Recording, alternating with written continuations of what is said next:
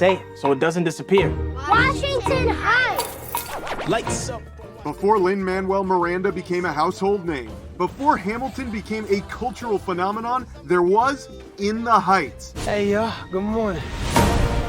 The Tony Award-winning musical Miranda first started working on in 1999 when he was still in college. In a lot of ways, Heights' journey is indistinguishable from my creative journey. The fact that this movie is arriving at a time when, we are emerging from a pandemic, when we are learning how to be in community with each other again, and it is a love letter to community. In the Heights follows the residents of New York City's Washington Heights neighborhood over 3 blistering hot summer days. On stage, it's an ebullient, intimate story, told in an intimate way. On the big screen, it's an intimate story told with cinematic grandeur. That's thanks to director Jon M, perhaps best known for his work on Crazy Rich Asians. Jon really dreamed bigger than any of us. I just sort of have to give him all the credit for always pushing for the most cinematic choice. Like, what's the version you can't do on stage at the Richard Rodgers? That's the choice Jon took. Filmed back in 2019, Chu knew from the beginning he wanted to shoot the movie on location in Washington Heights.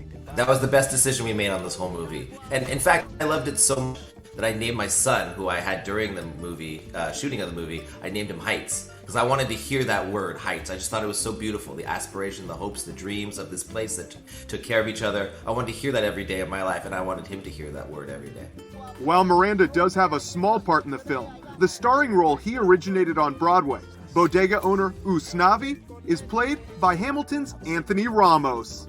Well, it was almost so obvious that I didn't want to go there at first. Lynn was like, just go have coffee with him. So we sat down. 5 minutes into that conversation, I knew there was no other person. Tell the world. One person everyone on the creative team agreed on from the start, Tony Award winner Olga Meredith, reprising her role as Abuela Claudia, the emotional heart of In the Heights. It's kind of a miracle that they kind of allowed the theater actress to do her role in the movies. You know, they usually give it to the Meryl Streeps of the world. And for me, it's like somebody, hit me with a magic wand. I feel so privileged and blessed. The rest of the predominantly Latino cast is made up of stars like Jimmy Smits. And as Miranda likes to put it, movie stars you just haven't heard of yet. Lin himself, being like the original Usnavi, and having him there, we all felt that pressure because it's, it'll be immortalized, and then you have one chance. So you don't want to mess it up. You want to give all your soul to it. But they didn't ever make us feel pressured. They were all loved all the time. I want to know what the training was like for this, because you're all talented performers, right? You all come in with a skill set, but the way is particularly you guys were dancing on screen, A, I was jealous, B, of all, it was incredible, and C, it felt like it took a lot of work. Yes, and yes. Yes. All of it. All of that. We were working so hard to because we knew how special this thing needed to be. You're stepping on each other, you're stinking on each other. Yeah. Listen, learn a lot about people, and you grow to love them and just want to be with them all the time. And that's why we still talk every day. The chemistry, commitment to the story and to each other is evident on screen. But it's a moment when the cameras stopped rolling that really underscores the magic that is In the Heights. I can't get it out of my head is the moment we were shooting Carnival de Barrio in this courtyard, real courtyard in Washington Heights. Because it was super hot. We only had one day to shoot it. There were maybe 150 extras, but I'm struck because I remember looking up and seeing Lin-Manuel, who has a small role in the film, and he was watching from a fire escape, watching down. I call cut, and nobody stops dancing. Everyone just keeps going. They have their flags out, they're jumping up and down, they're singing no music, ba ba ba, no music, ba ba ba, and Lin comes out on the fire escape, and they look up to him, and they just all start chanting, Lin, Lin, Lin, Lin, and he's just starting to bawl.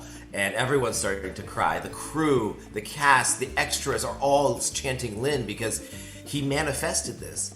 he couldn't get a role for himself, so he wrote himself a role. He wrote his community a role. To see that moment where he's looking down and see it become a film, it was a very emotional moment that I will never forget.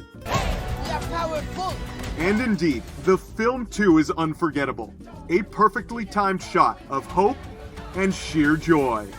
It's a reminder of how to be in community again, and the strength of community when we sort of all rally around each other. And I also think, for Latinos, it's just like a big, huge reminder of our humanity. I just hope people, leave walking on air. That's how I feel when I finish watching the movie.